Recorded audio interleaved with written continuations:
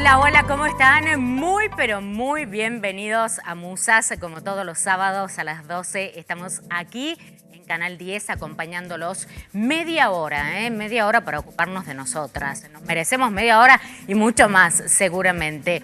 Y vamos a hablar de un tema hoy sumamente importante. En realidad, los especialistas, hasta los especialistas, se encuentran alarmados por esto. Fobia, ansiedad, pánico.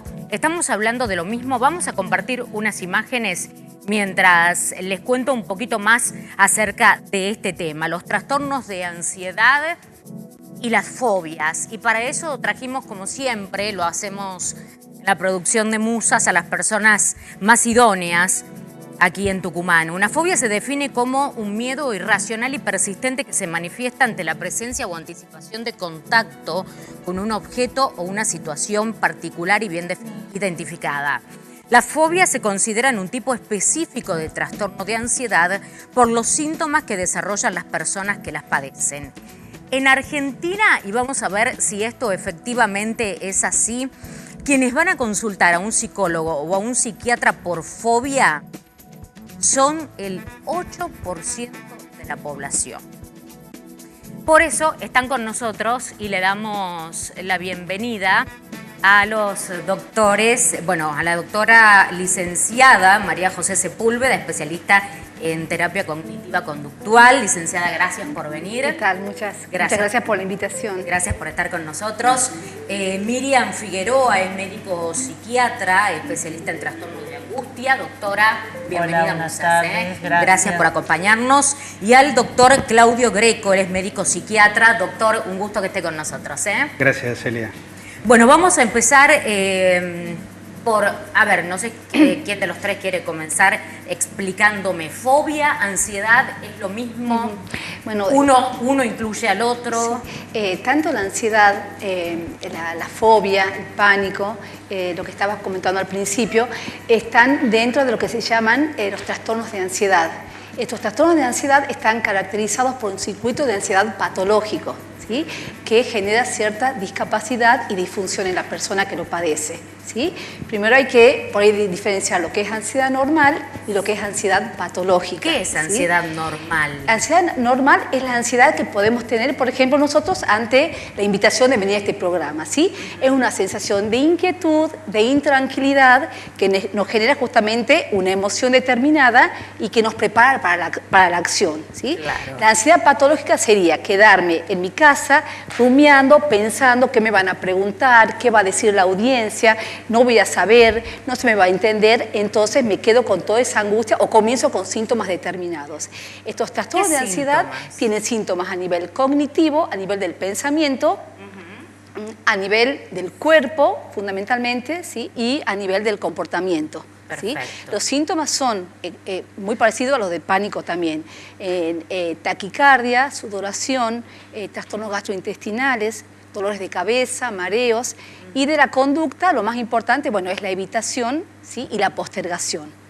Doctora Figueroa, ¿a quién ataca mayormente o quién es más vulnerable, o se presenta más vulnerable para este tipo de patología? ¿El hombre, la mujer, alguna franja etaria en particular? En general, los trastornos de angustia, en general, atacan a toda la población, dado los niveles de estrés y de suma exigencia que nos pide la vida diaria, ¿no?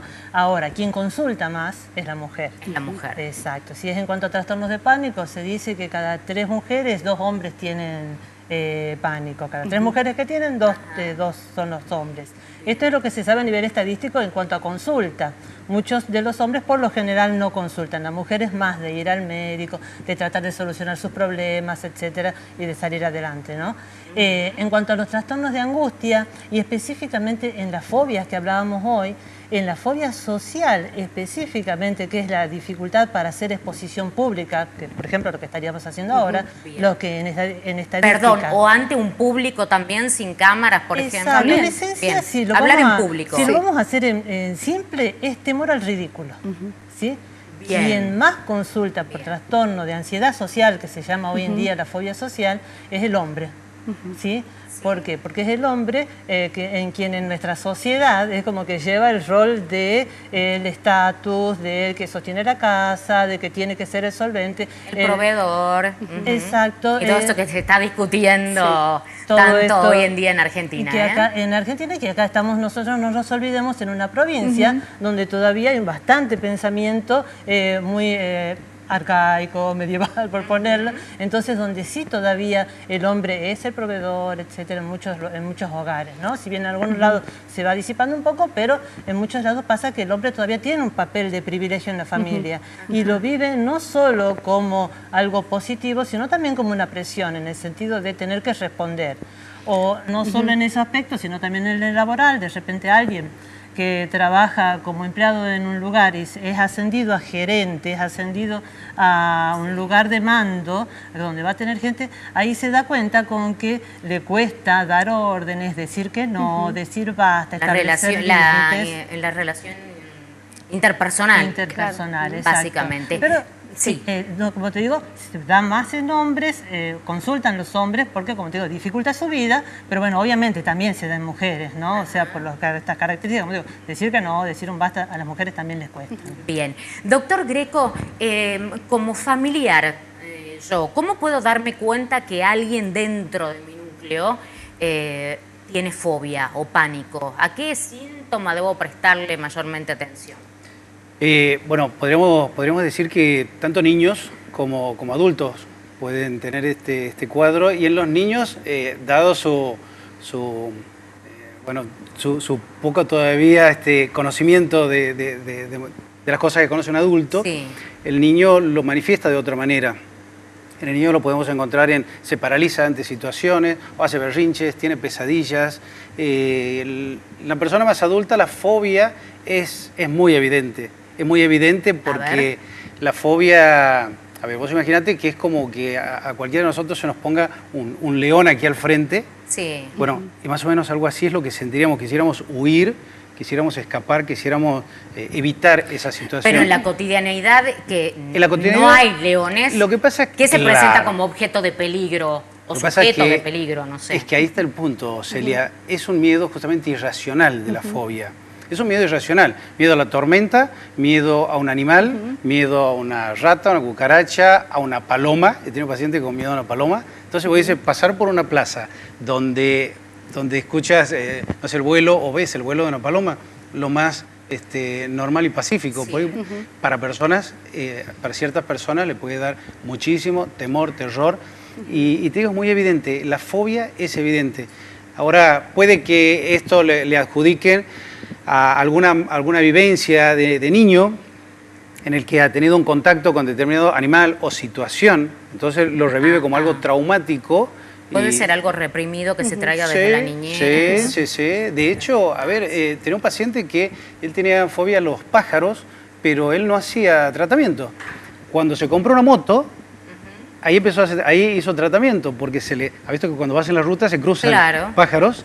Y mientras iba en auto no había problema, pero ahora en la moto era un problema.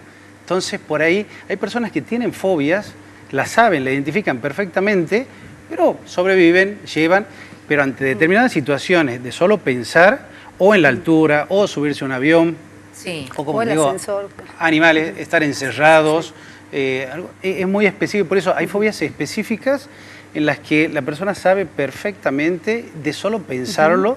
Por eso, bueno, ya por ahí hablaremos después del tratamiento o algo, pero de solo pensar, está viendo en un diccionario y encuentra la palabra esa, ya le dispara y le gatilla una serie de sintomatologías. Bien, y si tenemos que hablar del tratamiento en dos líneas, porque lamentablemente tenemos poco tiempo para... Bueno, básicamente podríamos decir dos tipos de tratamiento. Sí. Un tratamiento, la escuela que mejor trata esto, la terapia cognitiva conductual, y con fármacos. De ser necesario, se podrán usar fármacos, ansiolíticos, antidepresivos, pero la terapia... O sea que allí los colegas deben discriminar bien si con un psicólogo basta para un diagnóstico y un tratamiento o de acuerdo al grado de requiere. discapacidad que le genera a la persona. Claro. Sí, esto genera mucho sufrimiento. Y es importante esto de la fobia social, sobre todo en los adolescentes, porque generalmente los papás tienden a naturalizar algunas conductas del niño, ¿sí? Pensando que es muy tímido. Sí. No, yo también fui... Cuando era chico también era así, y generalmente ese chiquito está sufriendo porque no puede asistir a cumpleaños, a fiestas, a campamentos, o cuando tienen que concurrir a estos lugares comienzan con síntomas somáticos, que duele la pancita, la cabeza, ¿sí? Entonces bien. como que ahí hay toda una cuestión, digamos, de base que nos puede dar un indicio de que ese niño puede presentar un trastorno de ansiedad. Y ya en la adolescencia, como que es una etapa netamente social y con interacción con otros pares, ahí generalmente se encuentran las mayores dificultades. ¿sí? La fobia, la ansiedad, ¿se cura? Se trata. O se trata porque a la lo ansiedad largo es una emoción, ¿sí? Ajá. Es una emoción que tiene que ver con la supervivencia. Si no tuviéramos ansiedad, no nos podríamos defender ante peligros determinados, ¿sí? Entonces, como que lo que tratamos de dar es herramientas para trabajar con la ansiedad patológica, para que esta ansiedad no nos desborde y podamos tener cierto funcionamiento en la vida cotidiana, ¿sí? El tema es cuando nos bloquea, cuando nos paraliza, cuando nos genera sintomatología y cuando llegamos a tener una crisis de pánico debido a este temor intenso.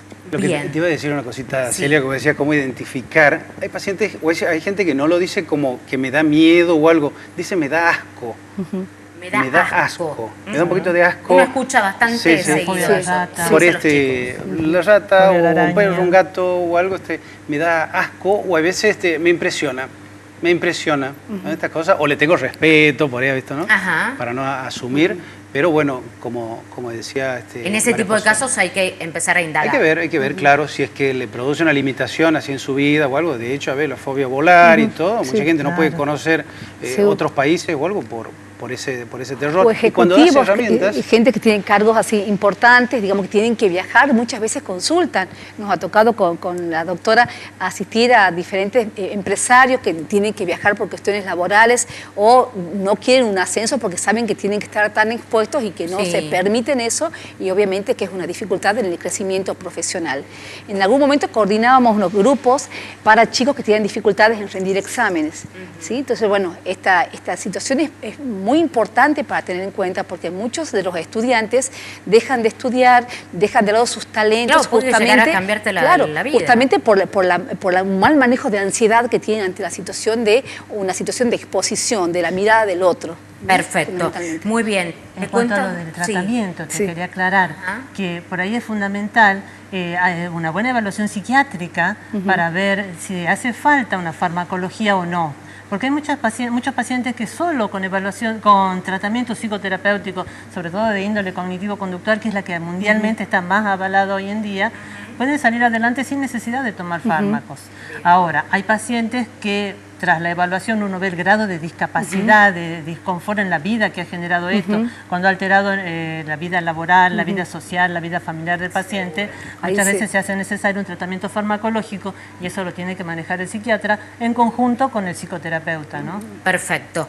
Bueno, lamentablemente nos hemos quedado sin tiempo. Un tema tan amplio para abordarlo y bueno, contamos con escasos 15 minutos, así que licenciada María José Sepúlveda, Miriam Figueroa, doctora Miriam Figueroa y doctor Claudio Greco, les agradezco mucho esta visita a Musas, que nos hayan abierto la cabeza en este sentido de que hay que consultar ante cosas que uno ve y escucha más frecuentemente de lo que pensaba, Sí, y de los niños fundamentalmente para hacer prevención, ¿sí? Exacto. Hay tratamientos también que son no farmacológicos, que tienen que ver con la exposición a las situaciones temidas, ¿sí? De a poquito, ir graduando para ir, digamos, desconfirmando, digamos, esos temores que tiene la persona. Perfecto. Muchísimas gracias. Gracias a ustedes por el interés. Gracias. ¿Sí? Bueno, después de haber tratado este tema tan profundo, sensible, los invitamos a una pausa en Musas. Estamos en el primer bloque, recién terminando el primer bloque, tenemos mucho más en este programa. Quédese con nosotros, ya venimos con más de la mujer.